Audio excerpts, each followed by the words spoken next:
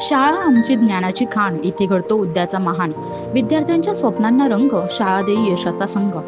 शाळेत सर्व सोयीसुविधा उपलब्ध असतील तर विद्यार्थ्यांना यश मिळवण्यासाठीचा मार्ग अधिक सोपा होतो.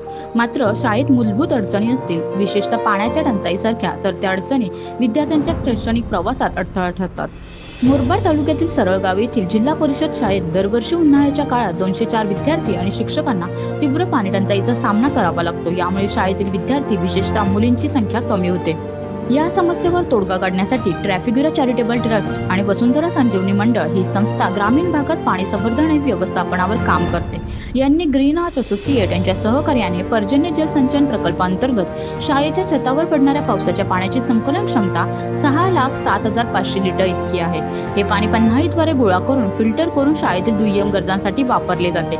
ग्रीन आर्च असोसिएटने अनेक शैक्षणिक संस्था, औद्योगिक प्रकल्प आणि समुदायांसाठी शाश्वत पाणी उपाययोजना राबवल्या आहेत.